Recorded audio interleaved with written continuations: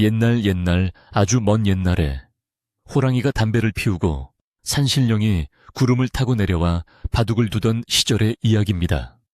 첩첩산중 깊고 깊은 골짜기에는 1년 내내 향긋한 약초 냄새가 끊이지 않는 작은 마을이 하나 숨겨져 있었는데, 사람들은 이 마을을 맑은 바람이 머무는 곳이라 하여 청풍골이라 불렀습니다.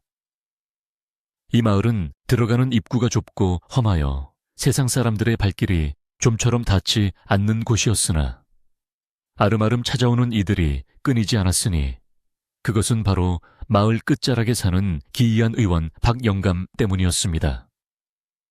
박영감은 나이를 가늠할 수 없을 만큼 하얀 수염을 길게 기르고 있었지만, 그의 눈빛만큼은 갓 태어난 아이처럼 맑고 총기 어린 빛을 띠고 있어 보는 사람으로 하여금 저절로 고개를 숙이게 만드는 신비한 힘이 있었습니다. 청풍골의 아침은 언제나 박영감이 마당에 나와 기지개를 켜는 소리와 함께 시작되었는데, 그는 해가 채 뜨기도 전인 새벽녘에 일어나 뒷산 옹달샘에서 맑은 물을 길어오는 것으로 하루를 열었습니다. 마을 사람들은 박영감이 길어오는 그 물이 단순한 물이 아니라 하늘의 기운을 담은 약수라고 믿었기에, 그가 물동이를 쥐고 내려오는 모습을 보면 행여나 그 정성이 깨질세라 숨을 죽이고 길을 비켜주곤 했습니다. 박영감의 집은 흙과 돌로 지은 조그만 초가집이었으나 마당에는 온갖 이름 모를 약초들이 대나무 채반 위에서 따스한 햇볕을 받으며 꾸들꾸들하게 말라가고 있어 마치 신선이 사는 곳처럼 오묘한 분위기를 자아냈습니다. 바람이 불 때마다 마당에서 피어오르는 쌉싸름하고도 구수한 향기는 마을 어귀까지 퍼져나가 아픈 사람도 그 냄새만 맡으면 씻은 듯이 낫는다는 소문이 돌 정도였습니다. 박영감은 젊은 시절 나라 안팎을 떠돌며 의술을 배웠다고 전해지는데, 그가 구사하는 의술은 보통의 의원들과는 차원이 다른 신묘한 경지에 이르러 사람들은 그를 죽은 사람도 살려낸다는 전설 속에 명예 화타가 환생한 것이라 믿어 의심치 않았습니다. 마을 아낙네들이 빨래터에 모여 수다를 떨 때면 의뢰 박영감의 이야기가 빠지지 않았는데, 개똥이 엄마는 박영감이 죽어가는 송아지에게 침을 한번 놓아 벌떡 일으켜 세우는 것을 보았다며 침을 튀겼고, 칠성이 할머니는 자신의 굽은 허리를 박영감이 뜨거운 뜸으로 펴주었다며 자랑스럽게 허리를 두드리곤 했습니다. 하지만 정작 박영감, 본인은 그런 칭송을 들을 때마다 손사래를 치며 자신은 그저 자연의 이치를 조금 빌려 쓰는 늙은이일 뿐이라며 겸손하게 웃어넘기곤 했습니다. 박영감의 의술 중에서도 가장 사람들의 호기심을 자극하는 것은 바로 옛날 화타가 조조의 머리를 쪼개어 병을 고치려 했다는 전설의 뇌수술, 즉 개두술에 관한 이야기였습니다. 마을 사람들은 박영감이 깊은 밤이면 아무도 몰래 방문을 걸어 잠그고 사람의 머릿속을 들여다보는 비법이 적힌 낡은 책을 읽는다는 소문을 퍼뜨리곤 했습니다.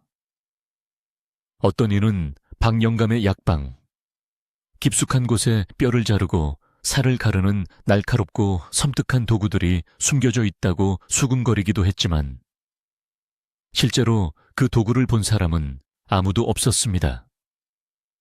박영감은 가끔 머리가 깨질 듯이 아프다고 찾아오는 환자들에게 쓴 약물을 한 사발 들이키게 한 뒤 긴 잠에 들게 하고는 잠에서 깬 환자가 거짓말처럼 두통이 사라졌다고 말하며 돌아가는 기이한 일들을 만들어내곤 했습니다.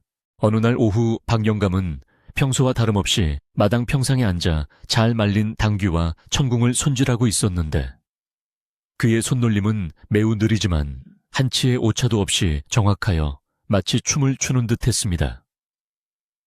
약초 하나하나를 들어 올릴 때마다 박영감은 그 생김새와 향기를 꼼꼼히 살피며 이 풀이 자라난 땅의 기운과 바람의 노래를 읽어내는 듯 지그시 눈을 감곤 했습니다. 그는 약초가 가진 성질을 단순히 책으로 배운 것이 아니라 직접 산과 들을 누비며 풀들과 대화하고 그들의 생명을 이해함으로써 터득한 것이었기에, 그의 약은 다른 어떤 의원의 약보다도 깊고 진한 효험을 발휘했습니다. 박영감의 곁에는 늘 그를 돕는 어린아이 산이가 있었는데 산이는 부모를 잃고 박영감 밑에서 자라며 약초 써는 법과 불 조절하는 법을 배우고 있었습니다. 산이는 박영감의 어깨너머로 의술을 배우며 스승님에 대한 경외심을 키워갔지만 한편으로는 마을 사람들이 속닥거리는 무시무시한 소문이 사실인지 궁금해 참을 수가 없었습니다. 스승님, 정말로 사람의 머리를 열어서 병을 고칠 수 있나요? 옛날 화타 할아버지는 그랬다던데 스승님도 그 비법을 알고 계신가요? 산이가 조심스럽게 묻자 박영감은 하던 일손을 멈추고 껄껄 웃으며 산이의 머리를 쓰다듬었습니다. 사람의 몸은 작은 우주와 같아서 함부로 칼을 들이대어 열고 닫을 수 있는 것이 아니다. 진정한 의술은 막힌 기운을 뚫어주고 흐트러진 균형을 바로잡는 것이지 살을 찢고 뼈를 깎는 것은 최후의 수단일 뿐이란다. 박영감의 대답은 언제나처럼 알듯 모를 듯 심오하여 어린 산이는 고개를 갸웃거릴 수밖에 없었습니다. 박영감은 종종 밤하늘의 별을 바라보며 깊은 생각에 잠기곤 했는데 그의 마음속에는 아무에게도 말하지 못한 무거운 짐이 하나 자리 잡고 있었습니다. 그것은 바로 자신의 스승으로부터 물려받은 세상에 드러나서는 안 될 위험한 지식과 도구들이 담긴 낡은 나무 상자에 관한 것이었습니다. 그 상자 안에는 전설로만 전해지던 마비산의 제조법과 사람의 몸을 정교하게 가를 수 있는 특수한 침과 칼들이 들어있었지만 박영감은 이것이 세상에 알려지면 의술이 사람을 살리는 도구가 아니라 권력자들의 욕망을 채우거나 사람을 해치는 흉기가 될까 두려워하여 평생토록 봉인해오고 있었습니다. 그는 자신이 죽는 날 이 상자를 불태워 없앨 생각이었으나 운명은 그가 평온한 노년을 보내도록 내버려 두지 않을 기세였습니다. 바람이 유난히 세게 불던 어느 날 마을 어귀에 오래된 느티나무 가지가 부러지며 불길한 징조를 알렸고 마을의 개들이 이유 없이 허공을 향해 지저대기 시작했습니다.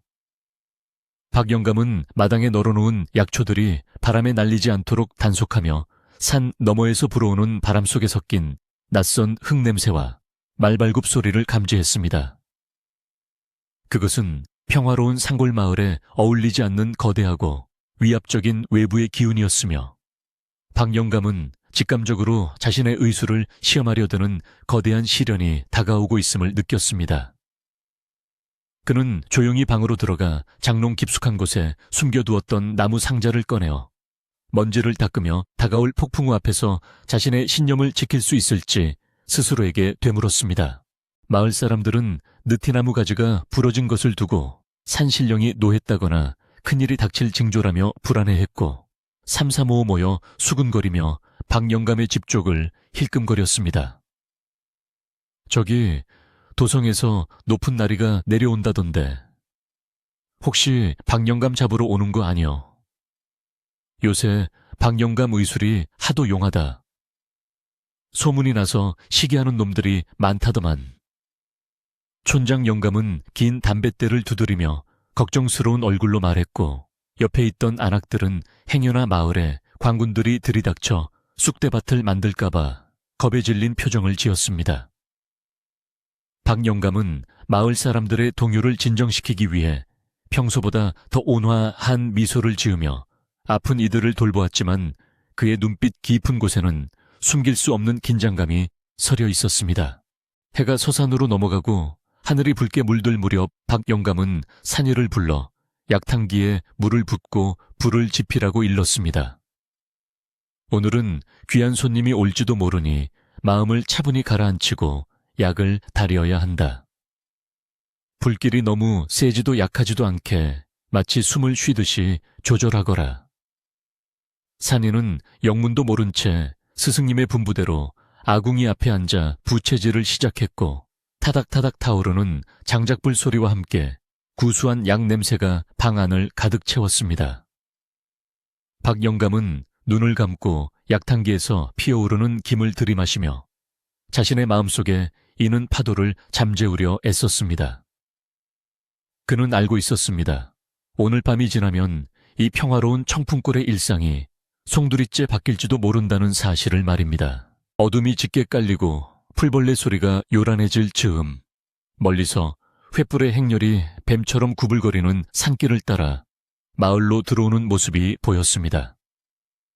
횃불의 불빛은 고요한 산골 마을의 어둠을 찢어 놓았고, 마을 사람들은 집집마다 대문을 걸어 잠그고 문구멍으로 바깥을 내다보며 숨을 죽였습니다. 횃불 행렬의 중심에는 네 사람이 매는 화려한 가마가 있었고, 그 주위로는 날카로운 창을 든 병사들이 삼엄하게 호위하고 있어 보는 이들을 압도했습니다. 가마가 박영감의 집 앞에 멈춰 서자 건장한 무관 한 명이 앞으로 나와 우렁찬 목소리로 박영감을 찾았습니다. 여기가 천하의 명이라 불리는 박 의원의 집이 맞는가? 도성에서 오신 대감마님께서 위중하시니 썩 나와 맞이하라. 그 목소리는 어찌나 크고 위협적인지 지붕 위의 기와가 들썩거릴 정도였고, 방 안에 있던 산인은 깜짝 놀라 약탕기를 엎을 뻔했습니다. 하지만 박영감은 태연하게 자리에서 일어나 옷매무새를 다듬고는 천천히 방문을 열고 마당으로 나갔습니다. 그의 얼굴에는 두려움이나 당황함 대신 오랜 세월 환자들을 대하며 다져진 의원으로서의 기품과 담대함이 서려 있었습니다. 횃불의 붉은 빛이 박영감의 하얀 수염과 주름진 얼굴을 비추자 호통을 치던 무관조차도 그의 범접할 수 없는 아우라에 잠시 주춤하며 뒤로 물러섰습니다. 박영감은 가마 쪽을 향해 정중하게 고개를 숙이며 낮지만 힘있는 목소리로 말했습니다. 누추한 곳까지 오시느라 고생이 많으셨습니다. 병자에게는 귀천이 없는 법이니 어서 방으로 모시지요. 가마 문이 열리고 부축을 받으며 나온 사람은 비단 옷을 입은 중년의 사내였는데, 그의 얼굴은 고통으로 일그러져 있었고 식은땀을 비오듯 흘리고 있었습니다. 그는 머리를 감싸쥐고 연신 신음소리를 내뱉으며 제대로 걷지도 못하는 상태였고, 그 모습을 본 마을 사람들은 담장 너머로 혀를 차며 안타까워했습니다. 아이고, 저 양반 머리가 깨지게 아픈가 보네. 얼마나 아프면 저리 높은 양반이 이 상골까지 왔을까. 박영감은 환자의 상태를 한눈에 파악하고는 급히 방 아랫목에 자리를 마련하고 환자를 눕혔습니다. 환자를 따라 들어온 젊은 의관은 박영감을 위아래로 훑어보며 못마땅한 표정을 지었는데, 그는 박영감의 낡은 옷차림과 허름한 집안 꼴을 보며 코웃음을 쳤습니다. 젊은 의관은 도성 내의원에서 공부를 많이 한 수재로 알려져 있었으나 책으로 배운 지식에만 의존하여 오만하기 짝이 없는 인물이었습니다. 그는 박영감에게 삿대질을 하며 거만하게 말했습니다. 이보시오 총우석 의원, 대감마님의 병화는 자네 같은 시골 의원이 감당할 수 있는 것이 아니네. 내 들으니 자네가 화타의 흉내를 내며 사람 머리를 쪼갠다던데, 행여라도 그런 무식한 짓을 하려거든 당장 그만두게. 대감마님의 옥체에 흠집이라도 냈다가는 자네 목이 10개라도 모자랄 것이야. 그의 말에는 박영감에 대한 무시와 경멸이 가득 담겨 있었지만, 박영감은 대꾸조차 하지 않고 오직 환자의 맥을 짚는 데에만 집중했습니다. 박영감의 손끝이 환자의 손목에 닿는 순간 그는 환자의 몸속에서 격렬하게 요동치는 기운을 느꼈습니다. 그것은 단순한 두통이 아니라 오랜 시간 쌓인 화와 울분이 뇌의 기운을 막아 생겨난 중병이었습니다. 혈맥이 꽉 막혀 머리로 가야 할 맑은 피가 통하지 못하고 나쁜 열기가 머리 꼭대기까지 치솟아 마치 머리통이 터져 나갈 듯한 고통을 주고 있었던 것입니다. 박영감은 환자의 눈꺼풀을 뒤집어 보고 혀의 상태를 살피며 신중하게 진단을 내렸습니다. 대감 많이 괴로우시죠? 머릿속에 돌덩이가 들어앉은 것 같고 눈알이 빠질 듯이 아프며 귀에서는 매미 우는 소리가 들리지 않으십니까? 고통에 몸부림치던 대감은 박영감의 말에 겨우 눈을 뜨고 고개를 끄덕이며 쉰 목소리로 애원했습니다. 그렇소. 제발 나를 좀 살려주쇼. 내 머리통을 쪼개서라도 저 돌덩이를 꺼내주쇼. 내 전 재산을 다 주어도 좋으니 제발 이 고통만 멈추게 해주시오. 대감의 애원에도 불구하고 젊은 의관은 펄쩍 뛰며 말렸습니다. 대감마님, 정신 차리십시오. 머리를 쪼갠다는 것은 사람을 죽이는 짓입니다. 저 늙은이가 헛소문을 이용해 대감마님을 현혹하고 있는 것입니다. 방 안의 분위기는 일순간 얼어붙었고 박 영감과 젊은 의관 사이에는 팽팽한 긴장감이 감돌았습니다. 하지만 박 영감은 흔들림 없이 차분하게 먹을 깔아 붓을 들고 처방전을 써 내려갔습니다. 그리고는 사안이에게 약재 서랍에서 몇 가지 약초를 꺼내오라고 지시했습니다. 그것은 독초로 알려져 있어 함부로 쓰지 않는 초오와 부자가 섞인 위험한 처방이었기에 이를 본 젊은 의관은 기겁을 하며 박 영감의 팔을 낚아챘습니다. 이 미친 늙은이 기어이 대감마님을 독살하려 하는가? 이 약들은 맹독이다. 이것을 먹으면 사람이 죽는다는 것을 모르느냐? 젊은 의관의 고함 소리에 바깥에서 대기하던 병사들이 창을 꼬나쥐고 방 안으로 난입하려 했고 마당에서 이를 지켜보던 마을 사람들은 비명을 지르며 혼비백산했습니다.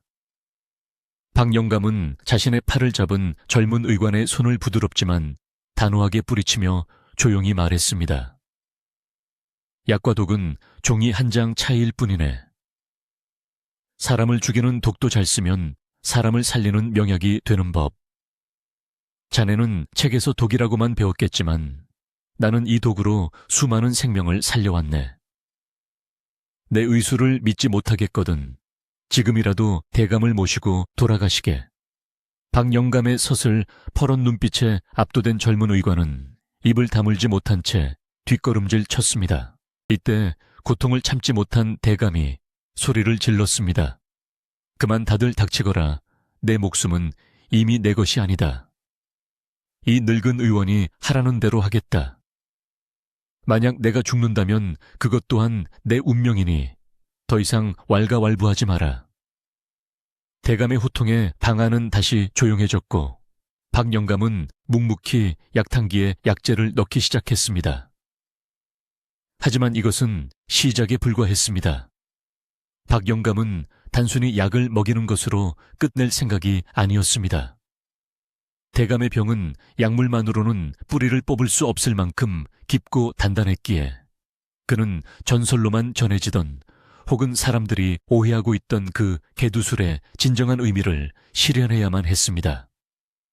그것은 물리적으로 머리를 여는 것이 아니라 꽉 막힌 기운의 뚜껑을 열어 나쁜 기운을 배출시키는 고도의 침술과 기공치료였습니다.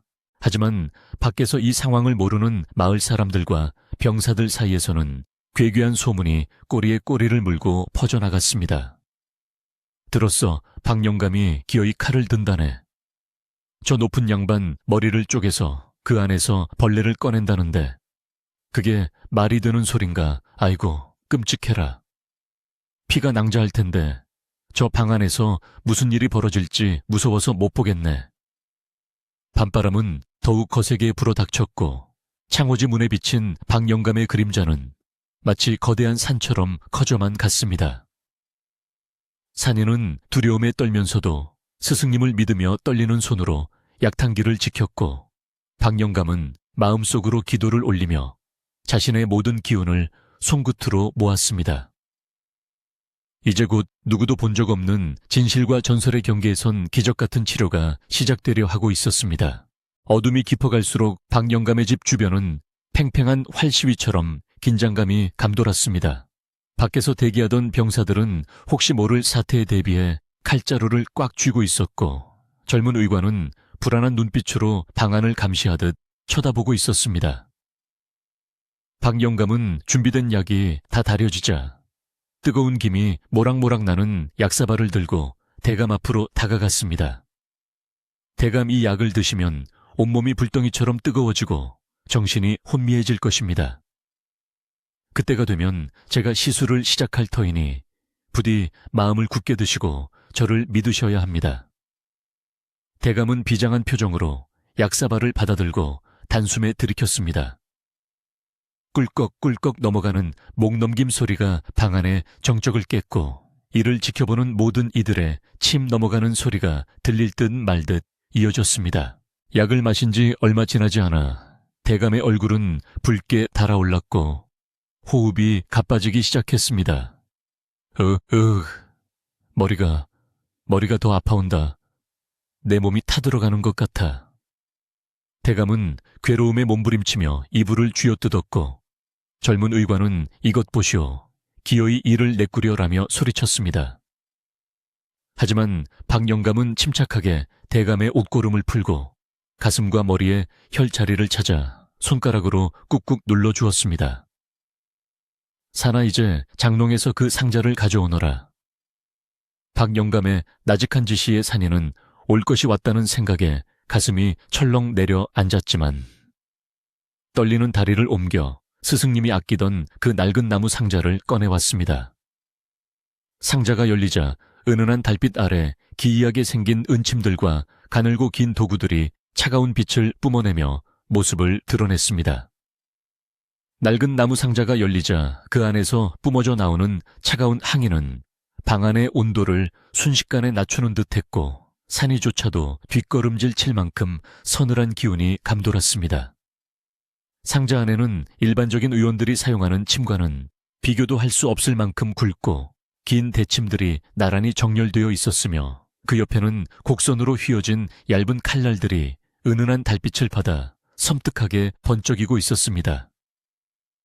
개중에는 사람의 뼈를 건드릴 때 쓴다는 톱 모양의 기구와 살점을 벌리는 집게 같은 도구들도 섞여 있어 의수를 모르는 사람이 보기에는 사람을 살리는 도구가 아니라 마치 고문기구처럼 보일 지경이었습니다. 젊은 의관은 그 도구들을 보자마자 사색이 되어 입을 딱 벌렸고 공포에 질린 눈동자는 쉴 새 없이 흔들리며 박 영감과 도구들을 번갈아 쳐다보았습니다. 이보시오. 도대체 이것들이 다 무엇인가? 자네가 의원이라더니 실상은 사람을 도살하는 백정이었단 말인가? 젊은 의관은 기겁을 하며 박 영감에게 삿대질을 해댔고 그의 목소리는 두려움과 경악으로 인해 가늘게 떨리고 있었습니다. 그는 자신이 도성 내의원에서 수많은 의서를 읽고 당대 최고의 명의들에게 가르침을 받았지만 이런 흉측한 도구들은 난생 처음 보는 것이었기에 그 충격은 더욱 컸습니다. 의관은 당장이라도 밖으로 뛰쳐나가 병사들을 불러들이고 싶었지만 다리가 후들거려 꼼짝도 할 수 없었고 그저 벽에 등을 기댄 채 거친 숨만 몰아쉴 뿐이었습니다. 방 안의 공기는 마치 팽팽하게 당겨진 활시위처럼 언제 끊어질지 모를 긴장감으로 가득 찼고 산이는 스승님이 오해를 받는 것이 안타까워 발을 동동 굴렀습니다. 박 영감은 젊은 의관의 호들갑에도 아랑곳하지 않고 마치 성스러운 의식을 치르는 사제처럼 엄숙한 표정으로 도구 하나하나를 꺼내어 흰 천 위에 올려놓았습니다. 보기에 흉하다고 해서 쓰임새가 나쁜 것은 아니네. 나무를 다듬으려면 톱이 필요하고 바위를 깨려면 전기 필요하듯 사람의 몸 깊숙이 박힌 병마를 꺼내려면 그에 맞는 도구가 필요한 법이지. 박 영감의 목소리는 낮지만 힘이 있었고 그 말에는 오랜 세월 생명을 다루며 터득한 확고한 철학이 담겨 있었습니다. 그는 알코올 기운이 있는 독한 술을 입에 머금었다가 도구들 위에 뿜어 소독을 하며 다가올 큰 싸움을 준비하던 비장한 눈빛으로 칼날의 예리함을 점검했습니다. 그때 방바닥에 누워있던 대감이 갑자기 짐승처럼 울부짖으며 몸을 비틀기 시작했습니다. 박 영감이 미리 먹인 약기운이 퍼지면서 몸 안의 독소와 약기운이 충돌하여 격렬한 명현 반응이 일어난 것이었습니다. 대감은 머리가 터진다. 내 머릿속에 불이 났다. 으악 하며 자신의 머리를 주먹으로 마구 때렸고 눈은 흰자위가 보일 정도로 뒤집혀 보는 이들을 공포에 떨게 만들었습니다. 그 비명소리는 어찌나 처절하고 컸는지 얇은 창호지 문을 뚫고 나가 마당을 넘어 마을 어귀까지 메아리쳐 울려 퍼졌습니다. 마당을 지키던 병사들은 당장이라도 방 안으로 뛰어들 기세로 창을 고쳐 잡았고, 밖에서 숨죽여 기다리던 마을 사람들은 이제 정말 큰일이 났다며 웅성거리기 시작했습니다. 마을 사람들 사이에서는 순식간에 흉흉한 소문이 꼬리에 꼬리를 물고 번져 나갔습니다. 들었어. 저 비명소리 박 영감이 기어이 칼로 사람을 잡는가 봐. 아이고, 저 높은 양반이 이 상월까지 와서 험한 꼴을 당하고 가네 그려. 이제 우리 마을은 다 죽었어. 관군이 들이닥쳐서 마을을 쑥대밭으로 만들 거야. 겁 많은 안악들은 치마폭으로 얼굴을 감싸며 흐느꼈고, 남자들은 삼삼오오 모여서 박 영감을 말려야 하는 것 아니냐며 격앙된 목소리로 토론을 벌였습니다. 평화롭던 청풍골의 밤은 대감의 비명소리와 사람들의 공포가 뒤섞여 아수라장이 되었고, 바람조차도 그 불길한 기운에 놀라 숨을 죽인 듯 고요해졌습니다. 이때 마을에서 가장 연로하고 지혜롭기로 소문난 촌장 어른이 지팡이를 짚고 힘겹게 언덕을 올라왔습니다. 그는 평소 박 영감의 의술을 누구보다 신뢰하고 아끼던 사람이었지만 이번 일만큼은 예사롭지 않음을 직감하고 박 영감을 돕기 위해 혹은 말리기 위해 나선 것이었습니다. 촌장 어른은 마당을 가로막고 있는 살기등등한 병사들 앞으로 걸어가 굽은 허리를 펴고 당당하게 말했습니다. 이보시오 군관 나리들. 나는 이 마을의 촌장이오. 안에서 무슨 일이 벌어지는지는 모르겠으나 박 의원은 사람을 해칠 위인이 아니오. 내가 들어가서 잠시 상황을 살펴봐도 되겠소. 그의 목소리에는 세월의 무게가 실려 있어 거친 병사들도 함부로 대하지 못하고 길을 터주었습니다. 촌장 어른이 조심스럽게 방문을 열자 방 안의 광경은 참혹하기 그지없었습니다. 대감은 입가의 거품을 문채 널브러져 있었고, 젊은 의관은 넋이 나간 표정으로 구석에 주저앉아 있었으며, 박 영감만이 흔들림 없이 대감의 혀를 누르며 진정시키고 있었습니다. 촌장 어른은 박 영감과 눈이 마주치자 깊은 한숨을 내쉬며 말했습니다. 박 영감, 이게 도대체 무슨 난리깔인가. 마을 사람들이 불안에 떨고 있네. 자네가 하려는 의술이 정말로 사람을 살리는 길인지 아니면 헛된 명예를 쫓다 화를 자초하는 길인지 다시 한번 생각해보게. 만약 이분이 잘못되기라도 하면 자네 목숨뿐만 아니라 우리 마을 전체가 화를 입게 될 걸세. 촌장의 말은 뼈가 있었고 박 영감의 가슴을 무겁게 짓눌렀습니다. 박 영감은 이마에 맺힌 땀을 소매로 닦아내며 촌장 어른을 향해 담담하게 대답했습니다. 촌장 어른, 저를 믿어주십시오. 저는 명예를 탐하여 칼을 드는 것이 아닙니다. 이 환자는 지금 생사의 갈림길에 서 있고 제가 가진 의술만이 유일한 희망입니다. 마을에 해가 가지 않도록 제 목숨을 걸고 반드시 살려내겠습니다. 박 영감의 눈빛은 결연했고 그 진심 어린 태도에 촌장 어른은 더 이상 말을 잇지 못하고 고개를 끄덕일 수밖에 없었습니다. 촌장 어른은 자네만 믿네. 부디 신의 가호가 있기를 이라는 말을 남기고 조용히 문을 닫고 나갔지만 그의 발걸음은 들어올 때보다 훨씬 무거웠습니다. 한편 진정되는가 싶었던 대감의 발작은 다시 시작되었고 이번에는 더욱 심각했습니다. 대감은 헛것이 보이는지 허공을 향해 손을 휘저으며 알 수 없는 말들을 중얼거렸습니다. 저리 가라, 귀신들아 물러가라, 내 머리를 쪼아먹지 마라. 대감의 눈동자는 초점을 잃었고 몸은 불덩이처럼 뜨거워져 곁에 있는 사람에게까지 열기가 전해질 정도였습니다. 젊은 의관은 다시금 이성을 잃고 소리쳤습니다. 보시오. 이제 끝장났소. 대감마님께서 혼을 놓으셨단 말이오. 당장 그만두시오. 이 돌팔이 의원아. 그는 박 영감이 들고 있던 침통을 빼앗으려 달려들었고 방 안은 순식간에 몸싸움이 벌어지는 난장판으로 변했습니다. 박 영감은 노구임에도 불구하고 놀라운 악력으로 젊은 의관을 제압하며 벽으로 밀쳐냈습니다. 정신 차리게. 의원이 환자 앞에서 이성을 잃으면 그 환자는 누가 살린단 말인가? 지금 자네가 보고 있는 것은 독이 빠져나가기 위한 마지막 몸부림일세. 껍질을 깨고 나오는 병아리처럼 병마를 이겨내기 위해 몸이 싸우고 있는 중이란 말이네.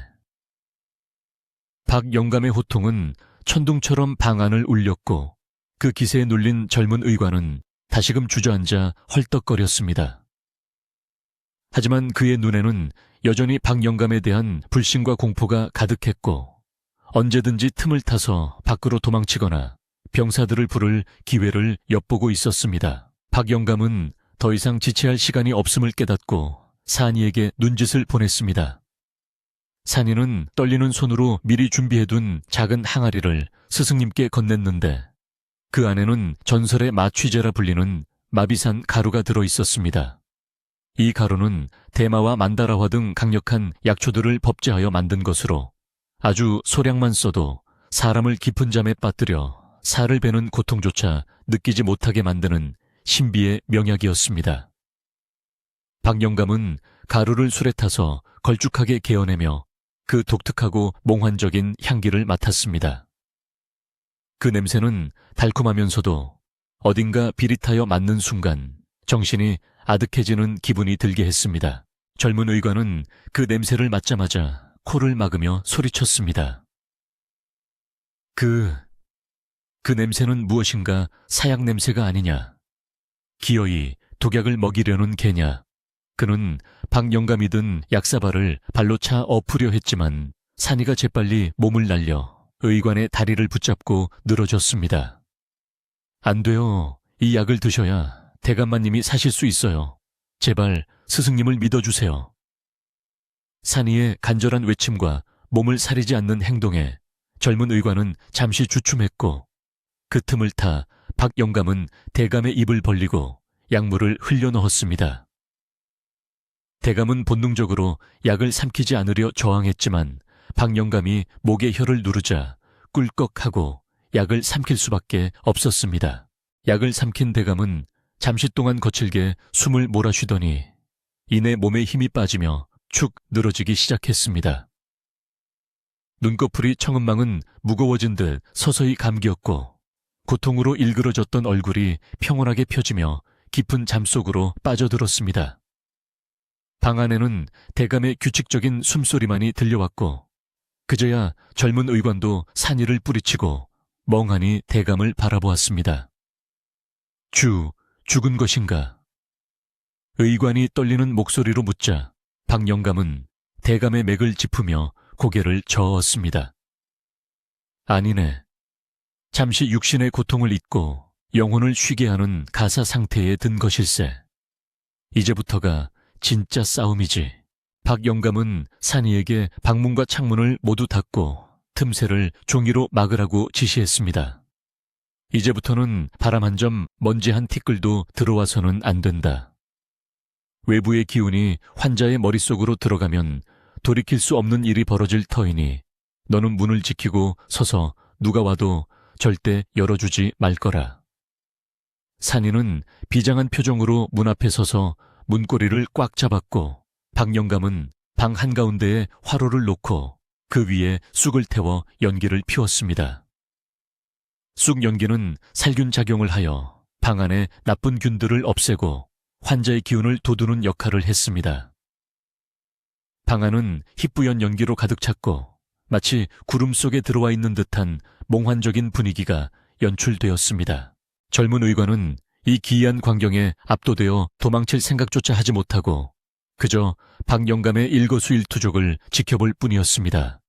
그는 마음속으로 저 늙은이가 미친 것이 분명하다고 생각하면서도 한편으로는 과연 전설이 사실일까 하는 호기심을 억누를 수 없었습니다. 박 영감은 위솥을 벗고 깨끗한 무명천으로 몸을 닦은 뒤 머리카락 한 올 흘러내리지 않도록 두건을 단단히 맸습니다. 그리고는 대감의 머리맡에 앉아 마치 갓 태어난 아기를 다루듯 조심스럽게 대감의 머리를 만지기 시작했습니다. 그의 손끝은 두개골의 봉합선을 따라 천천히 움직이며 뼈와 뼈 사이의 미세한 틈과 혈관의 흐름을 읽어내고 있었습니다. 박 영감의 손길이 닿을 때마다 대감의 머리에서는 눈에 보이지 않는 미세한 반응들이 일어났지만 의학적 지식이 부족한 젊은 의관의 눈에는 그저 늙은 의원이 환자의 머리를 쓰다듬는 것으로만 보였습니다. 이보시오, 지금 뭐 하는 거요? 칼을 쓴다더니 왜 머리만 만지고 있는 거요? 의관이 참다 못해 묻자 박 영감은 눈을 감은 채 낮게 대답했습니다. 칼은 마음으로 먼저 쓰는 법일세. 길이 어디인지 막힌 곳이 어디인지 손끝의 눈으로 먼저 보고 나서야 비로소 쇠붙이를 댈 수 있는 것이야. 자네 눈에는 뼈만 보이겠지만 내 손끝에는 뇌수가 흐르는 강물과 기가 흐르는 바람길이 느껴지네. 그 순간 밖에서 들려오던 바람 소리가 뚝 그치고 사위가 쥐 죽은 듯 조용해졌습니다. 마치 온 세상이 박 영감의 손끝에 집중하고 있는 듯한 기이한 정막이 흘렀습니다. 박 영감은 마침내 눈을 뜨고 나무 상자에서 가장 가늘고 날카로운 은칼을 집어들었습니다. 칼날은 촛불빛을 반사하며 서늘한 빛을 뿜어냈고 박 영감은 심호흡을 하며 대감의 머리카락을 헤치고 정확한 지점을 찾아 칼끝을 겨누었습니다. 산이는 두 눈을 질끈 감았고 젊은 의관은 숨을 멈추고 눈을 크게 떴습니다. 이제 정말로 전설 속에 그 일이 벌어지려는 순간이었습니다. 하지만 바로 그때 밖에서 웅성거리는 소리와 함께 누군가가 대문을 쾅쾅 두드리는 소리가 들려왔습니다. 이보시오, 박 영감, 당장 문을 여시오. 관에서 사또가 출두하셨소. 그것은 촌장 어른의 만류에도 불구하고 불안을 참지 못한 마을 사람들의 신고를 받고 달려온 인근 고을의 사또였습니다. 사태는 걷잡을 수 없이 커져만 갔고 박 영감은 칼을 든 채 굳게 닫힌 문을 바라보았습니다. 그의 이마에서는 식은땀이 흘러내렸고 대감은 여전히 깊은 잠에 빠져 있었습니다. 수술을 강행해야 할지 아니면 밖으로 나가 해명을 해야 할지 절체절명의 위기가 닥쳐왔습니다. 박 영감의 눈빛이 흔들리는 촛불처럼 위태롭게 일렁겼습니다. 박 영감은 잠시 칼을 내려놓을까 고민했지만 대감의 얼굴을 보니 미간의 검푸른 기운이 다시 몰려드는 것이 보였습니다. 지금 치료를 멈추면 대감은 영영 깨어나지 못할 수도 있었습니다. 사나 무슨 일이 있어도 문을 열어주지 마라. 내가 이 칼을 꽂는 순간 돌이킬 수 없다. 박 영감의 비장한 목소리에 산이는 울먹이며 고개를 끄덕였습니다. 네, 스승님. 제가 죽더라도 문은 열지 않겠습니다. 밖에서는 사또가 문을 부수라 고함치는 소리가 들렸고 병사들이 대문을 밀치며 쿵쿵거리는 소리가 지진처럼 울렸습니다. 그 소란 속에서 박 영감은 다시 칼을 고쳐 잡았습니다. 세상의 소음과 단절된 채 오직 환자와 의원만이 존재하는 고독하고 위태로운 시간, 박 영감의 손이 마침내 움직이기 시작했습니다. 문 밖에서는 성난 파도처럼 관군들이 밀려와 대문을 부술듯이 두드려대고 안에서는 생사를 넘나드는 기이한 시술이 막 시작되려는 찰나였습니다. 박 영감은 세상의 소란스러움을 완전히 차단한 사람처럼 오직 대감의 머리 위 한 점에만 정신을 집중하고 있었는데 그 모습은 마치 폭풍우 치는 바다 한가운데서 홀로 낚싯대를 들이운 늙은 어부와도 같았습니다. 산이는 문고리를 잡은 채 덜덜 떨리는 온몸으로 문짝을 지탱하고 있었지만 밖에서 가해지는 힘은 점점 거세져 문틈 사이로 흙먼지가 푸석푸석 떨어져 내리고 있었습니다. 문을 열어라, 안에 있는 역적놈을 당장 끌어내라. 사또의 고함 소리가 벼락처럼 내리꽂혔지만 박 영감의 귀에는 오직 대감에 막힌 혈이 뚫리기를 기다리는 미세한 박동소리만이 들릴 뿐이었습니다. 박 영감의 손에 들린 은칼이 달빛을 받아 서늘하게 번뜩이는 순간 젊은 의관은 공포에 질려 비명을 지르려 했으나 입 밖으로 소리가 나오지 않았습니다. 칼끝이 대감의 두피에 닿자 붉은 피가 솟구치는 대신 검붉고 끈적한 액체가 스르르 베어 나오기 시작했는데 그것은 살아있는 사람의 피라고는 믿기 힘들 정도로 탁하고 고약한 냄새를 풍겼습니다. 박 영감은 전혀 당황하지 않고 미리 준비해둔 거주로 그 검은 액체를 닦아내며 칼을 조금 더 깊숙이 밀어 넣었습니다. 이것은 살을 가르는 것이 아니라 두개골과 피부 사이에 고여있던 썩은 기운, 즉 풍독을 찾아 기를 내는 고도의 의술이었습니다. 젊은 의관은 눈앞에서 벌어지는 믿기 힘든 광경에 넋을 잃고 이것이 현실인지 꿈인지 분간할 수 없게 되었습니다. 방 안을 가득 채우기 시작한 비릿하고 역겨운 냄새는 마치 오래된 하수구 뚜껑을 열었을 때 나는 악취와 비슷하여 산이는 문을 막다 말고 구역질을 할 뻔했습니다. 그것은 대감의 머릿속에서 오랫동안 썩어가던 병마의 실체였으며 화려한 비단옷과 높은 벼슬 뒤에 숨겨져 있던 인간의 고통 그 자체였습니다. 박 영감은 땀을 비오듯 뜨 흘리면서도 손끝의 감각을 유지하기 위해 숨조차 크게 쉬지 않았고 칼끝으로 미세한 구멍을 넓혀가며 그 안에 갇혀있던 악한 기운을 밖으로 끄집어내고 있었습니다. 젊은 의관은 코를 막고 뒷걸음질 치면서도 그 검은 피가 흘러나올 때마다 대감의 찡그린 미간이 조금씩 펴지는 것을 보고 경악을 금치 못했습니다. 밖에서는 쾅쾅 안하는 굉음과 함께 대문의 빗장이 쩍하고 갈라지는 소리가 들려왔고 산이는 스승님 더 이상 못 버티겠습니다 라고 비명을 질렀습니다. 문짝이 안쪽으로 휘어지며 틈새로 횃불의 붉은 빛과 번들거리는 창끝이 들이밀어지자 방 안의 긴장감은 극에 달했습니다. 박 영감은 잠시 손을 멈추고 고개를 돌려 구석에 웅크리고 있는 젊은 의관을 향해 천둥 같은 목소리로 호통을 쳤습니다. 자네는 의원이 아닌가, 사람을 살리는 일을 보고만 있을 텐가. 당장 가서 산이를 도와 문을 막게. 이 시술이 끝나려면 밥 한 공기 먹을 시간이 더 필요하네. 박 영감의 눈빛에서 뿜어져 나오는 기백에 눌린 젊은 의관은 자신도 모르게 벌떡 일어나 문 쪽으로 달려갔습니다. 젊은 의관은 도성에서 분만 잡던 고운 손으로 거친 문짝을 온몸으로 떠받치며 생전 처음으로 육체적인 고통과 맞닥뜨렸습니다. 밖에서 병사들이 미는 힘은 엄청나서 어깨가 으스러질 것 같았지만 그는 방금 목격한 박 영감의 신묘한 의술과 대감의 머리에서 나오던 검은 피의 잔상을 떨쳐버릴 수가 없었습니다. 만약 저 늙은이가 진짜라면, 만약 내가 지금 문을 놓아버려 대감마님이 돌아가신다면, 의관의 머릿속은 혼란스러웠지만 본능적으로 그는 박 영감에게 시간을 벌어주어야 한다는 것을 깨달았습니다. 조금만 더 버티자, 꼬마야. 죽을 힘을 다해 밀어라. 의관이 산이를 격려하며 소리치자 산이도 눈물을 훔치며 전 먹던 힘까지 짜내어 버텼습니다. 그 사이 박 영감은 시술의 가장 중요한 단계에 돌입했는데 그것은 바로 뇌수를 압박하고 있던 굳어진 혈전, 즉 피덩어리를 끄집어내는 것이었습니다. 박 영감은 은칼을 내려놓고 끝이 갈고리처럼 굽은 특수한 침을 집어들더니 조심스럽게 상처 부위로 밀어 넣었습니다. 손끝에 전해지는 묵직하고 딱딱한 감각을 느끼며 그는 마치 진흙 속에서 진주를 캐내듯 신중하게 침을 회전시켰습니다.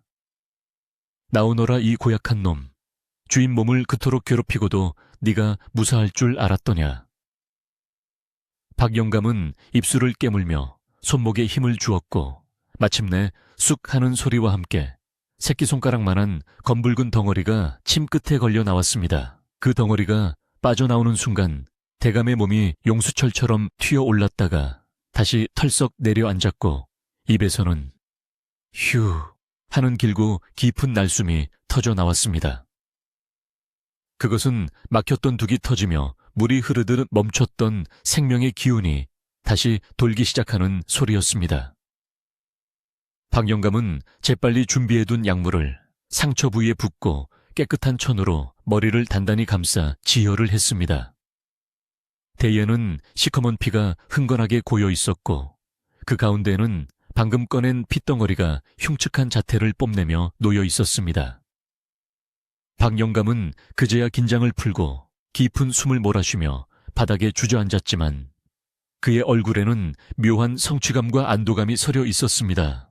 바로 그 순간 우지끈 하는 소리와 함께 견디다 못한 방문이 부서져 나갔고 산이와 젊은 의관은 튕겨나가 바닥에 나뒹굴었습니다.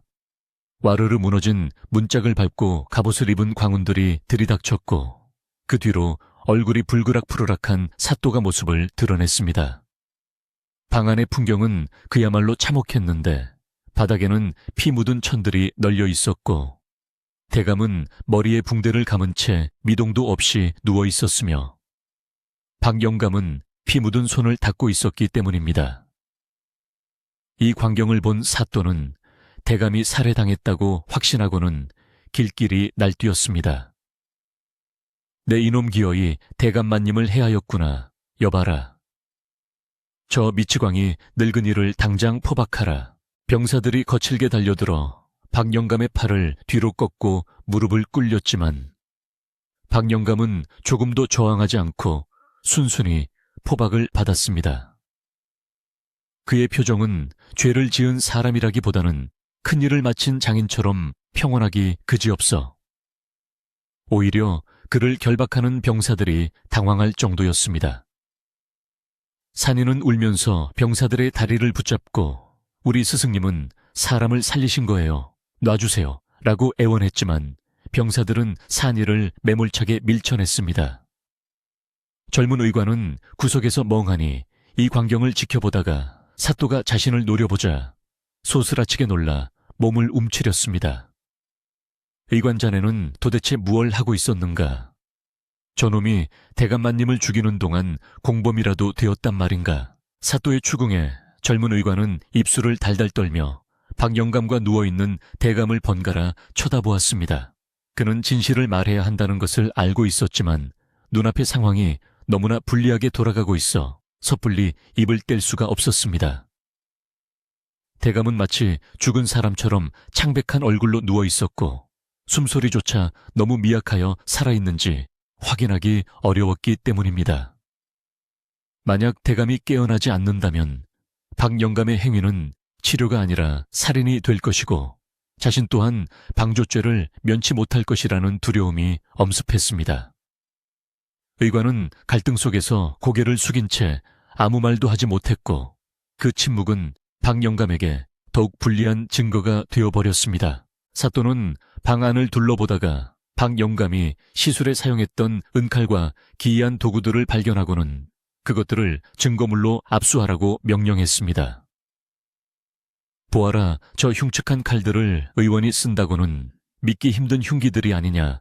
저것으로 대감마님의 머리를 찔러 죽인 것이 분명하다. 사또는 박영감의 턱을 거칠게 들어 올리며 으르렁거렸습니다. 내 놈이 요사스러운 술법으로 사람들을 현혹하더니 기어이 나라에 큰 인재를 죽였구나. 내 죄는 능지처참에 해당한다. 내일 날이 밝는 대로 내 놈의 목을 베어 저작거리에 내걸 것이다. 사또의 판결은 단호했고 마을 사람들은 마당까지 들이닥쳐 이 끔찍한 선고를 듣고 웅성거렸습니다. 박영감은 사또의 눈을 똑바로 쳐다보며 낮지만 또렷한 목소리로 말했습니다. 사또날이 눈에 보이는 것이 전부는 아닙니다. 제가 쓴 것은 살인의 흉기가 아니라 활인의 도구이며 저기 누워 계신 대감은 돌아가신 것이 아니라 깊은 잠에 들어 병마를 씻어내는 중입니다. 박영감의 말에 사또는 코웃음을 치며 대감의 코 밑에 손가락을 대보았습니다. 숨결이 너무나 약해 거의 느껴지지 않자 사또는 더욱 확신에 차서 소리쳤습니다. 거짓말 마라. 숨이 끊어진 것이나 다름없지 않느냐. 내 놈이 살 길을 찾으려 헛소리를 하는구나. 박영감은 고개를 돌려 방 한구석에 놓인 대야를 가리켰습니다. 저 대야를 보십시오. 저것이 바로 대감의 머릿속을 짓누르고 있던 병의 근원입니다. 저 검은 피와 덩어리를 빼내지 않았다면 대감은 오늘 밤을 넘기지 못하고 고통 속에 돌아가셨을 것입니다. 제가 한 일은 하늘의 이치를 거스른 것이 아니라 막힌 것을 뚫어준 것뿐입니다. 박영감의 당당한 태도에 사또와 병사들의 시선이 일제히 대야로 향했습니다. 대야에 담긴 검은 피와 기괴한 덩어리는 달빛을 받아 번들거리고 있었는데 그 모습이 너무나 흉측하고 섬뜩하여 보는 이들로 하여금 소름이 끼치게 만들었습니다. 사또는 그 끔찍한 물체를 보고 잠시 할 말을 잃었으나 곧이어 저런 더러운 것을 핑계로 삼지 마라. 어쨌든 대감은 깨어나지 않고 있다 라고 윽박질렀습니다. 하지만 박 영감은 물러서지 않았습니다. 닭이 3번 울고 해가 중천에 뜨면 대감께서 눈을 뜨실 것입니다. 그때까지만 기다려 주십시오. 만약 그때도 대감께서 깨어나지 않으신다면 제 목을 치셔도 달게 받겠습니다. 박 영감의 목소리에는 흔들림 없는 확신이 담겨 있었고 그 기세에 눌린 사또는 잠시 망설였습니다. 당장 목을 칠 수도 있었지만 만약 박 영감의 말대로 대감이 살아난다면 섣불리 의원을 죽인 책임을 져야 했기 때문입니다. 결국 사또는 박 영감을 마당 한가운데에 있는 큰 느티나무에 묶어두고 날이 밝을 때까지 감시하라고 명령했습니다. 좋다. 내 놈 말대로 해가 중천에 뜰 때까지 기다려주마. 하지만 대감이 깨어나지 않는다면 너는 그 자리에서 즉시 참수형이다. 박 영감은 거친 밧줄에 묶여 나무에 매달리게 되었고 산이는 그 발치에 엎드려 서러운 눈물을 쏟아냈습니다. 마을 사람들은 겁에 질려 집으로 돌아가지도 못하고 담장 너머에서 이 광경을 지켜보았는데 평소 박 영감의 인품을 믿던 사람들도 대감의 상태가 너무 위중해 보여 걱정을 감추지 못했습니다. 아이고, 박 영감이 정말로 사람을 죽인 건 아니겠지. 저리도 당당한데 뭔가 믿는 구석이 있지 않겠어. 차가운 밤바람이 불어와 박 영감의 하얀 수염을 흩날렸고 묶인 몸은 점점 굳어갔지만 박 영감은 눈을 감고 명상에 잠겼습니다. 그는 자신이 행한 시술에 한치의 실수도 없었음을 알고 있었기에 두려움은 없었으나 다만 대감의 기력이 쇠하여 깨어나는 시기가 늦어질까 염려되었습니다. 젊은 의관은 방 안에서 대감의 곁을 지키며 뜬 눈으로 밤을 지새우게 되었는데 그는 대야에 담긴 검은 핏덩어리를 보며 끊임없이 자문했습니다. 저것은 분명 사람의 몸에서 나올 수 있는 것이 아니다. 그렇다면 박 영감의 말이 사실이란 말인가? 화타의 전설이 정말로 내 눈앞에서 이루어졌단 말인가? 이관의 마음속에서는 존경심과 질투 두려움과 호기심이 뒤섞여 혼란스러웠습니다. 시간은 더디게 흘러 새벽이 다가오고 있었고 마을은 폭풍전야와 같은 고요함에 휩싸였습니다. 닭 울음소리가 들리기까지는 아직 시간이 남았지만 박 영감의 운명과 대감의 생사는 가느다란 실오라기 하나에 매달린 듯 위태로웠습니다. 촌장 어른은 잠 못 이루고 마당을 서성이며 하늘을 올려다보았는데 구름 사이로 희미하게 빛나는 별 하나가 박 영감의 머리 위를 비추고 있었습니다. 하늘이 시어 부디 우리 박 영감을 굽어 살피소서. 평생을 남을 위해 산 사람이요. 이대로 억울하게 가게 두지 마소서. 촌장의 간절한 기도가 밤하늘로 퍼져나갔습니다. 방 안에서는 젊은 의관이 대감의 맥을 다시 짚어보고 있었습니다. 그런데 놀랍게도 미약해서 끊어질 듯했던 맥박이 아주 조금씩 하지만 분명하게 힘을 되찾고 있었습니다. 의관의 눈이 커졌습니다. 맥이 돌아오고 있다. 기의 흐름이 순조로워졌어.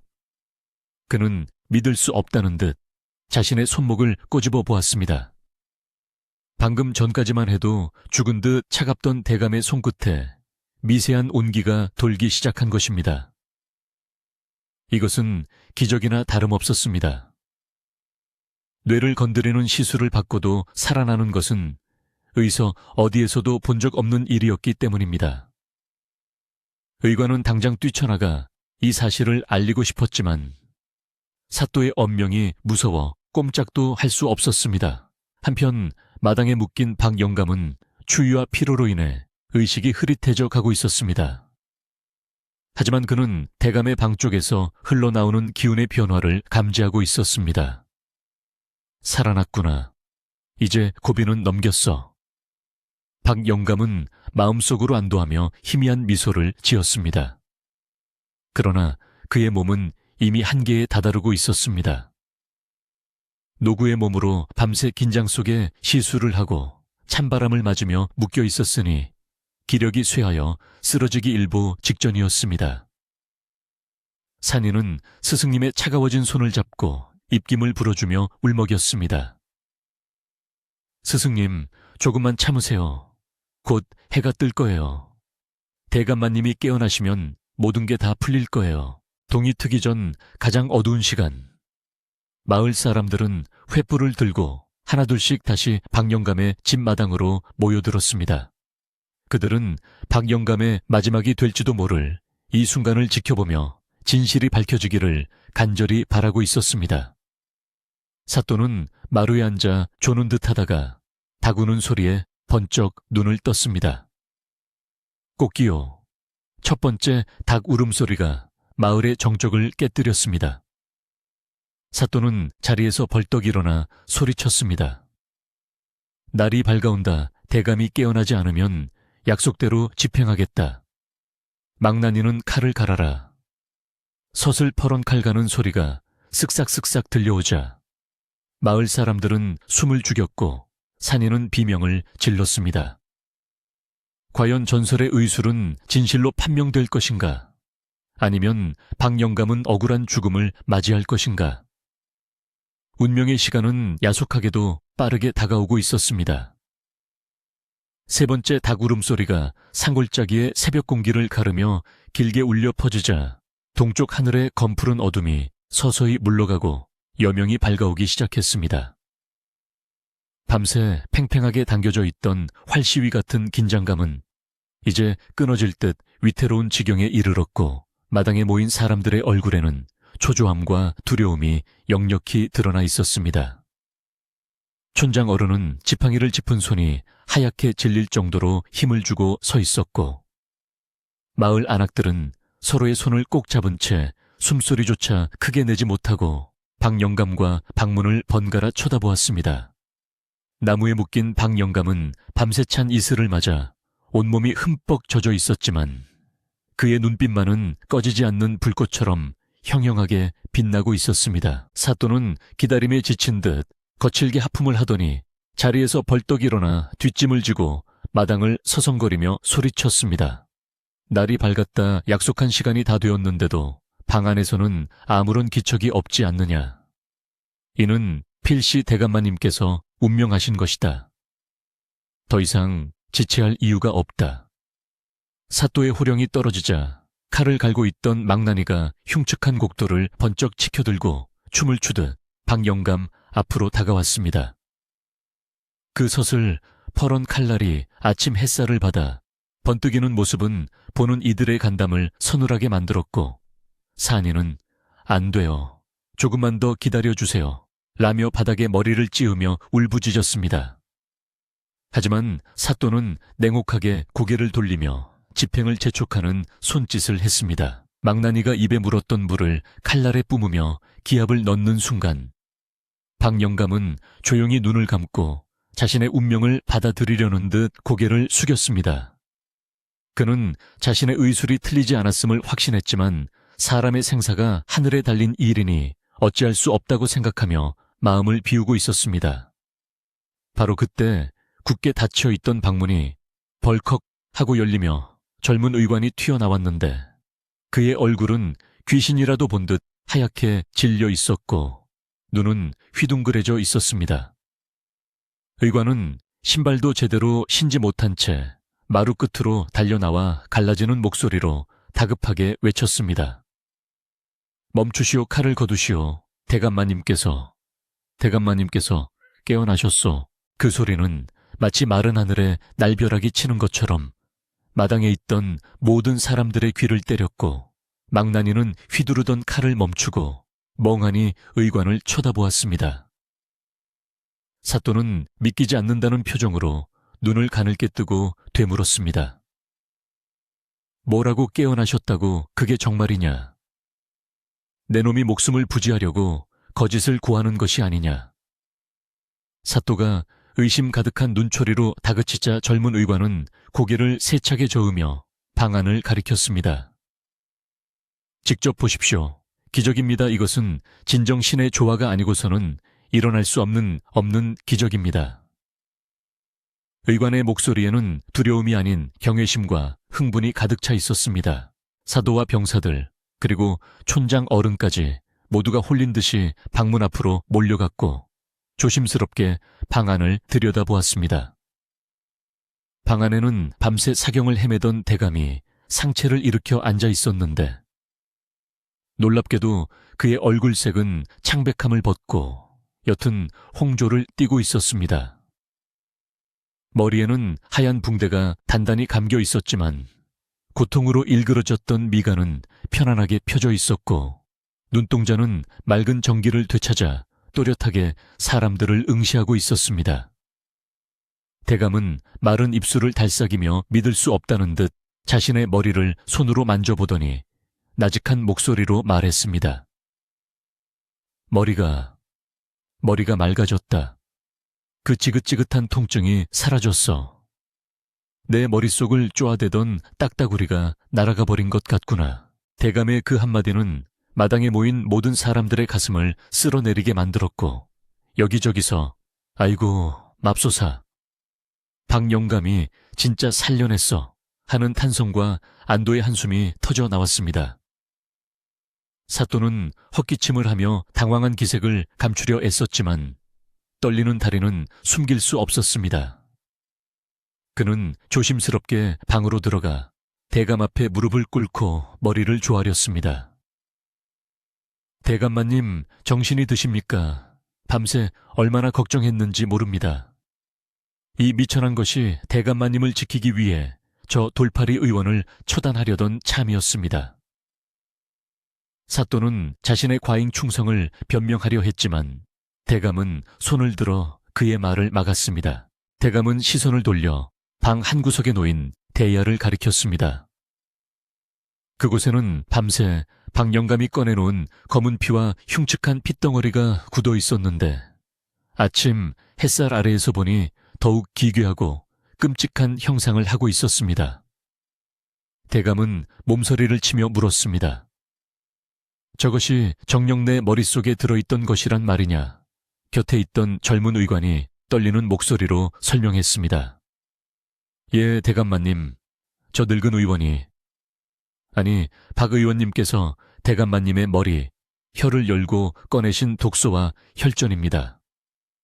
저것이 뇌수를 누르고 있어 그리도 고통스러우셨던 것입니다. 제 눈으로 똑똑히 보았습니다. 칼을 쓰지 않고도 살을 가른 듯이 병의 뿌리를 뽑아내는 신기를 말입니다. 젊은 의관의 증언에 대감은 깊은 감명을 받은 듯 고개를 끄덕였고 이내 밖에서 묶여있는 박 영감을 찾았습니다. 그 의원은 어디 있느냐? 내 생명의 은인을 어찌 밖에 세워두었느냐? 당장 모셔오라. 대감의 호통에 사또는 얼굴이 흑빛이 되어 병사들에게 소리쳤습니다. 여봐라, 못들 하느냐? 어서 박 의원의 결박을 풀고 정중히 모셔라. 빨리 움직이지 않고. 병사들은 허둥지둥 나무로 달려가 박 영감을 묶고 있던 밧줄을 풀기 시작했습니다.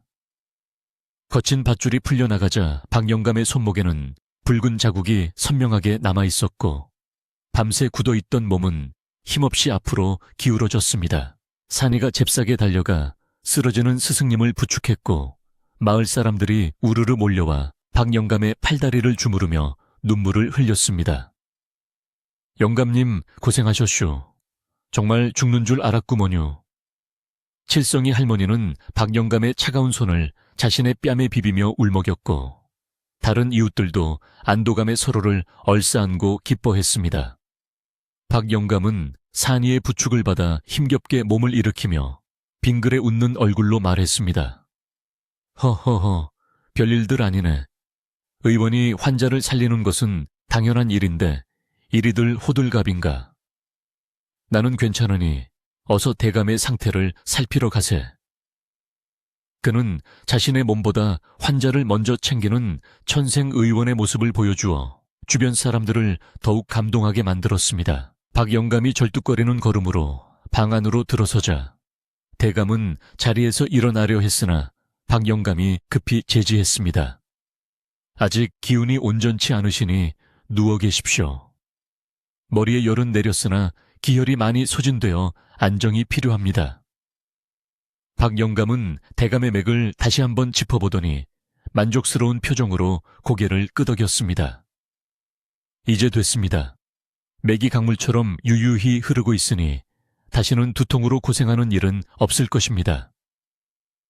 대감은 박영감의 두 손을 꼭 잡고 눈시울을 붉혔습니다. 내 그대를 의심하고 험한 꼴을 당하게 했구려. 이 은혜를 어찌 갚아야 할지 모르겠소. 그대는 진정 화타의 환생이오. 그때 구석에 서 있던 젊은 의관이 앞으로 나와 박영감 앞에 털썩 무릎을 꿇고 큰 절을 올렸습니다. 그는 바닥에 머리를 댄 채 흐느끼며 말했습니다. 어르신, 죽을 죄를 지었습니다. 저는 책 몇 권 읽은 얄팍한 지식으로 어르신의 깊은 의술을 알아보지 못하고 오히려 모욕하고 방해했습니다. 제 오만함을 용서해 주십시오. 젊은 의관의 진심 어린 사죄에 방안은 숙연해졌습니다. 박영감은 허허 웃으며 몸을 굽혀 젊은 의관을 일으켜 세웠습니다. 일어나게, 자네도 환자를 살리고 싶은 마음은 나와 같지 않았나. 의술의 길은 끝이 없으니 오늘의 배움을 거울 삼아 더 좋은 의원이 되면 그만일세. 사도 역시 머쓱한 표정으로 박영감에게 다가와 고개를 숙였습니다. 내 본분을 다하려다 실수를 범했소. 목숨을 걸고 환자를 살린 그 기백에 탐복했소. 내 관하로 돌아가면 자네의 공을 널리 알리고 포상하도록 하겠네. 사또의 사과에 박영감은 정중하게 손사래를 쳤습니다. 포상은 당치 않습니다. 그저 우리 마을 사람들이 관아의 눈치 보지 않고 평화롭게 살 수 있도록만 해주십시오. 그리고 이 일은 세상에 널리 알리지 말고 조용히 덮어주십시오. 의술이 권력의 도구가 되는 것을 원치 않습니다. 박영감의 겸손하고 욕심 없는 태도에 사또와 대감은 다시 한번 감복하며 고개를 끄덕였습니다. 긴장이 풀리자 마을 사람들은 그제야 허기를 느끼기 시작했고 촌장 어른은 박수를 치며 분위기를 바꾸었습니다. 자, 다들 고생했으니 이제 밥이나 먹읍시다. 밤새 마음 졸이느라 배가 등가죽에 붙었겠네. 안악들은 어서 가서 밥 짓고 국 끓이게. 촌장의 말에 마을 안악들은 눈물을 닦고 웃으며 부엌으로 달려갔습니다. 곧이어 박영감의 집 굴뚝에서는 하얀 연기가 피어오르기 시작했고 구수한 밥 냄새와 된장국 끓이는 냄새가 마당에 퍼져나가며 비릿했던 피 냄새와 약초 냄새를 덮어버렸습니다. 그것은 죽음의 공포를 밀어내고 삶의 활기를 되찾아오는 냄새였습니다. 산이는 부엌 한편에서 곱게 빻은 잣과 쌀을 불려 정성스럽게 잣죽을 끓였습니다. 대감과 스승님이 드실 귀한 음식이기에 불 조절해 온 신경을 쏟았는데 뽀얗게 끓어오르는 죽에서는 고소하고 부드러운 향기가 났습니다. 산화불이 너무 세면 눕는다. 천천히 마음을 담아서 저어야지. 부엌으로 들어온 박영감이 산이의 어깨를 토닥이며 말했습니다. 산이는 스승님의 따뜻한 손길에 안도감을 느끼며 환하게 웃었습니다. 네, 스승님 정말 대단하세요. 저는 스승님이 정말로 신선인 줄 알았어요. 두 사람의 대화에는 다시 평온한 일상의 온기가 깃들어 있었습니다. 마단계는 멍석이 깔리고 밥상이 차려지기 시작했습니다. 마을 사람들이 집집마다 가져온 김치며 나물들이 한 상 가득 차려졌고 큰 가마솥에서는 김이 모락모락 나는 국밥이 퍼졌습니다. 관군들도 창을 내려놓고 갑옷을 느슨하게 푼 채 마을 사람들이 건네주는 국밥 그릇을 받아들고 허겁지겁 먹기 시작했습니다. 야, 이 국밥 맛이 기가 막히네. 도성에서는 맛볼 수 없는 맛이야. 병사들이 너스레를 떨자 마을 청년들도 긴장을 풀고 곁에 앉아 함께 밥을 먹으며 어젯밤에 무시무시했던 일들을 안주 삼아 이야기꽃을 피웠습니다.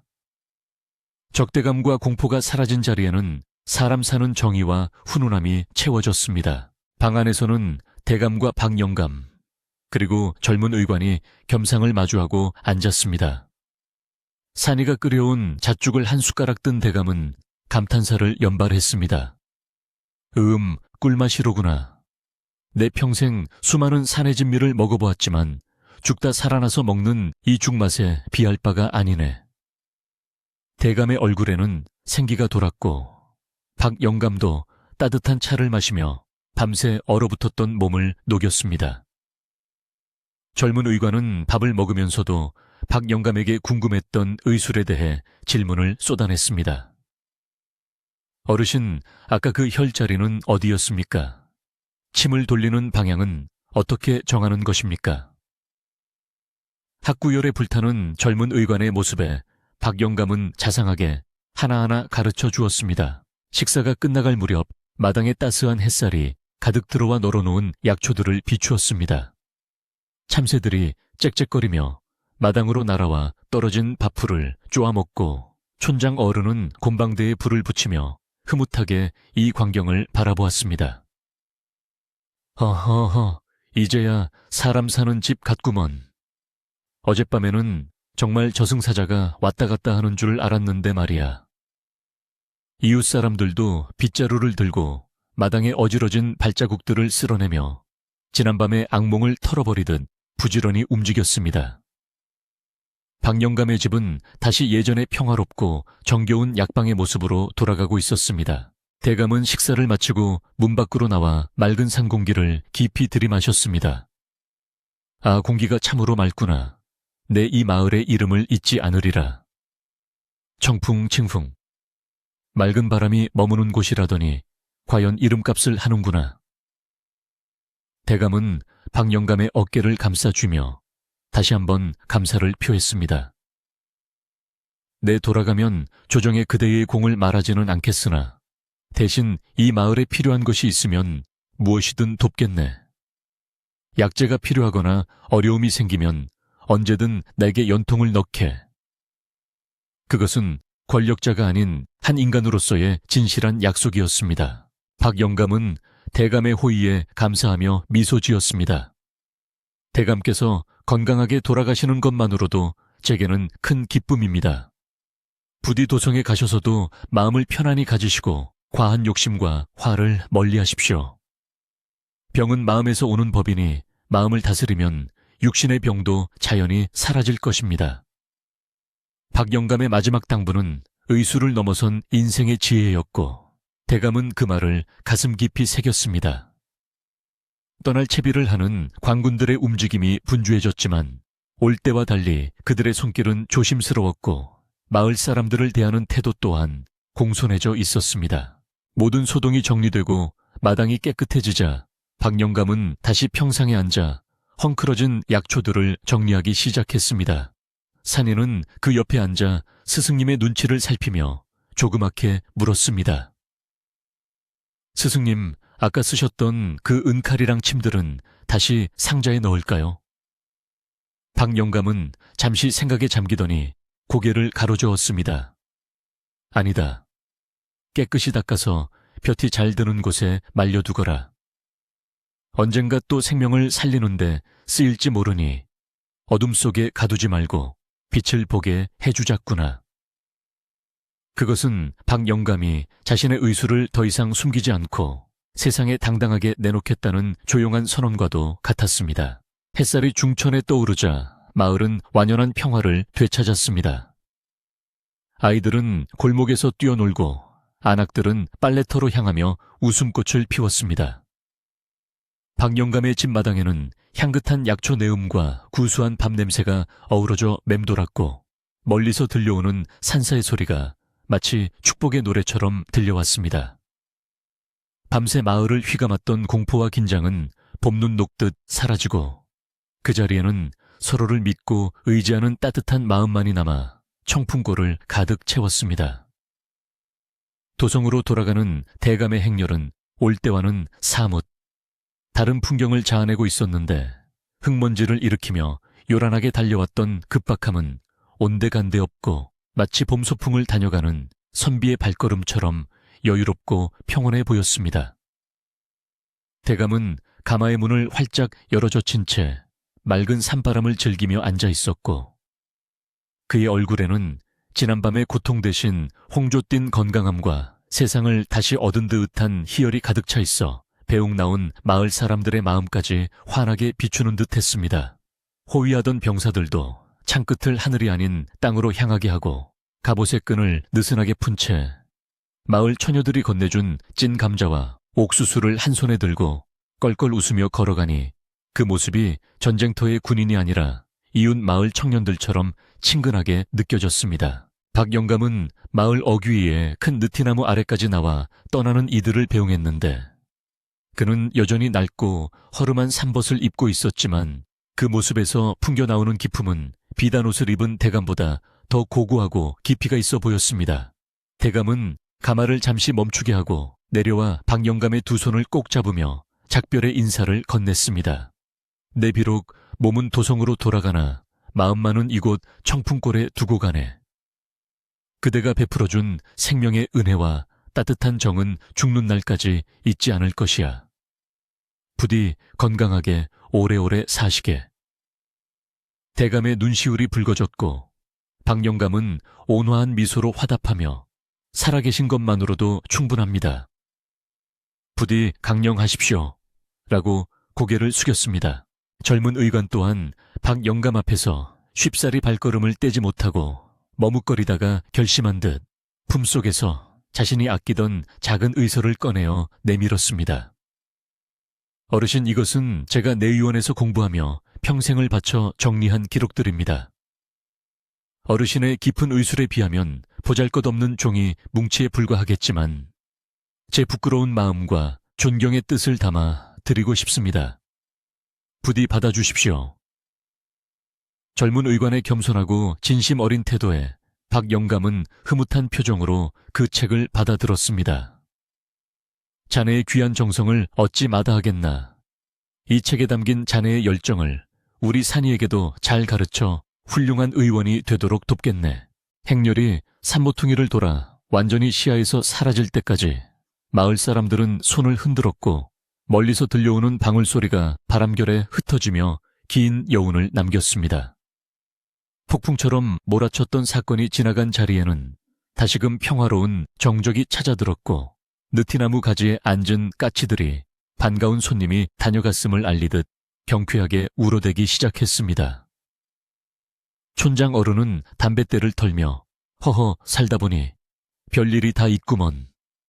우리 마을에 정말 전설 속에 화타가 살고 있었어. 라고 너스레를 떨었고 마을 사람들은 박 영감을 바라보며 존경과 감사의 눈빛을 보냈지만 박 영감은 그저 쑥스러운 듯 뒷머리를 긁적이며 슬그머니 집으로 발길을 돌렸습니다. 박 영감이 집으로 돌아와 마당에 들어서자 대감이 떠나면서 몰래 남겨두고 간 선물 보따리들이 평상 위에 수북하게 쌓여 있는 것이 보였습니다. 그것은 최고급 비단과 쌀가마니 그리고 귀한 약재들이었는데 이를 본 산이는 입이 떡 벌어져 다물지 못했습니다. 스승님, 이거 보세요. 대감마님이 이걸 다 주고 가셨어요. 우리 이제 부자가 됐나 봐요. 산이가 펄쩍펄쩍 뛰며 좋아했지만 박 영감은 짐을 풀어헤치지 않고 잠시 생각에 잠겼습니다. 그는 재물이라는 것이 때로는 사람의 마음을 병들게 하는 독이 될 수도 있음을 알고 있었기에 이 뜻밖의 횡재를 어떻게 하면 가장 지혜롭게 쓸 수 있을지 고민하는 것이었습니다. 박 영감은 산이에게 마을 사람들을 다시 마당으로 불러오라고 일렀습니다. 이 재물은 나 혼자 잘라서 받은 것이 아니다. 마을 사람들이 한마음으로 걱정해주고 도와주지 않았다면 어젯밤의 기적은 없었을 게야. 그러니 이 기쁨도 마땅히 함께 나누어야지. 박 영감의 뜻을 알아차린 산이는 신이 나서 동네방네 뛰어다니며 사람들을 불렀고 곧이어 마당은 다시 마을 사람들로 북적거렸습니다. 박 영감은 비단을 잘라 마을 어르신들의 새 옷감으로 나누어 주고 쌀가마니를 풀어 형편이 어려운 집들에 골고루 나누어 주었습니다. 아이고, 영감님, 이걸 다 줘버리면 영감님은 뭘 먹고 살라고 그래요. 사람들이 걱정하며 물었지만 박 영감은 나는 산이랑 약초캐 먹고 살면 되네. 자네들이 배부르고 등 따뜻하면 그게 내 행복이지. 라며 허허 웃었습니다. 그날 오후 박 영감의 집 마당에서는 뜨뜻하지 않은 마을 잔치가 벌어졌는데 대감이 남기고 간 쌀로 지은 하얀 쌀밥과 고깃국이 가마솥에서 펄펄 끓어올랐습니다. 평소 거친 보리밥과 나물 반찬만 먹던 마을 아이들은 고깃국 냄새에 홀린 듯 솥 주변을 맴돌았고 어른들은 막걸리 잔을 기울이며 박 영감의 무용담을 안주 삼아 이야기꽃을 피웠습니다. 그때 말이야, 박 영감이 칼을 딱 들었는데 눈빛이 번쩍하더라고. 내가 봤어, 진짜로. 뻥이 좀 섞인 개똥이 아범의 말에 사람들은 배를 잡고 웃었고 웃음소리는 담장을 넘어 청풍골 골짜기마다 메아리 쳤습니다. 박 영감은 그 소란스러운 풍경을 마루에 앉아 바라보며 의술이라는 것이 단순히 병을 고치는 기술이 아니라 사람들의 마음을 잊고 살리는 기림을 다시 한번 되새겼습니다.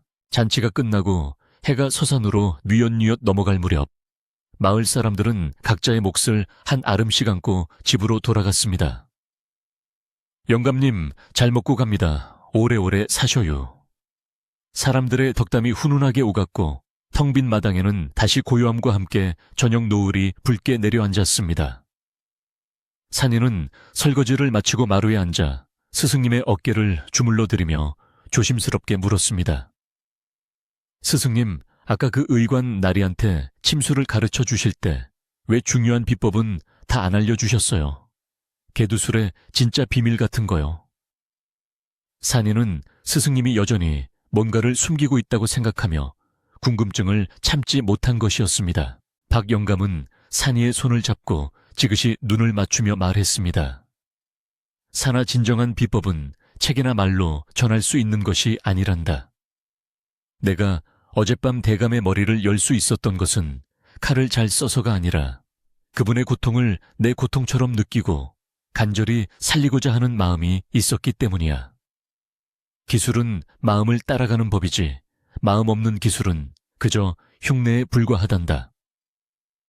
젊은 의관도 세월이 흐르고 환자를 사랑하는 마음이 깊어지면 자연스레 그 이치를 깨닫게 될 게다. 스승님의 말씀은 산이의 가슴 깊이 파고들어 의술에 대한 새로운 눈을 뜨게 해주었습니다. 박 영감은 자리에서 일어나 약방으로 들어가더니 어젯밤 사용했던 은칼과 도구들을 깨끗이 닦아 다시 낡은 나무 상자에 넣었습니다. 그리고는 상자 뚜껑을 덮으며 나직하게 혼잣말을 했습니다. 이제 너희들도 긴 잠을 잘 시간이구나. 부디 다시는 세상 밖으로 나올 일이 없기를 바란다. 사람이 사람의 몸을 가르지 않고도 치유될 수 있는 세상이 오기를.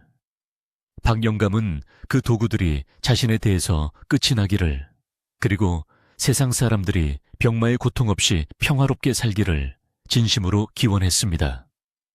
그는 상자를 장롱 가장 깊은 곳에 다시 밀어넣고 자물쇠를 채우며 지난밤의 기억들도 함께 봉인했습니다. 밤이 깊어지자 상골 마을의 하늘에는 보석을 뿌려놓은 듯 수많은 별들이 총총히 박혀 반짝이기 시작했습니다. 도시에서는 볼 수 없는 은하수가 길게 흐르고 풀벌레 소리와 개구리 울음소리가 자장가처럼 은은하게 울려 퍼졌습니다. 박 영감의 집 창호지 문에는 호롱불빛이 따스하게 배어나왔고 그 안에서는 박 영감과 산이가 도란도란 이야기를 나누는 그림자가 비쳤습니다. 스승님, 저 별은 무슨 별이에요?